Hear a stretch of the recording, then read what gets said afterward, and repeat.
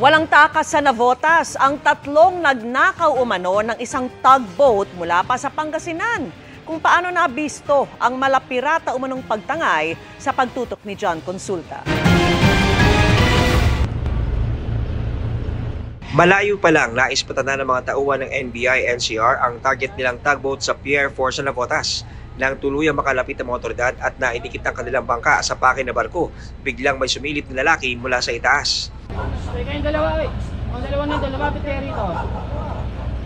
Naaresto ng NBI ang tatlong lalaki na sakot umano sa pang-aagaw ng naturang tugboat. Ayon sa NBI, December 17 ng nakaraang taon nang sa pilitang pinaalis ng ilang lalaki ang mga nagbabantay sa tugboat habang ito'y nasa Suwal, Pangasinan, saka ito tuluyang tinangay. January 3, nakakuha ng impormasyon ng NBI na namataan ang ninakaw na tugboat sa Navotas, kaya agad na nagkasa ng operasyon ang mga operatiba. Na-cited ng mga operatiba natin na yung MSL Prosper ay nasa fishport ng Navotas.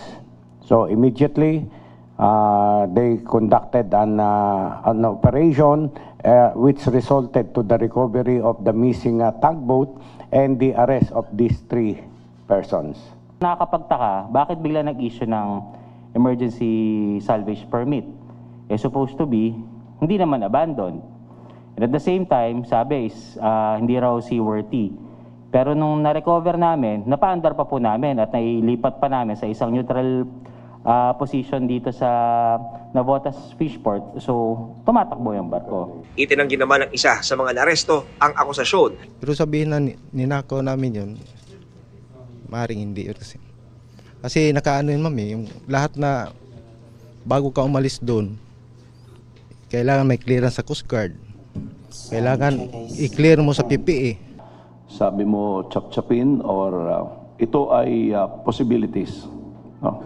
There is a wide range of possibility and kabilin-bilin na ni Director ay mag-conduct ng post-operation investigation. Para sa GMA Integrated News, John Consulta, nakatutok 24 oras.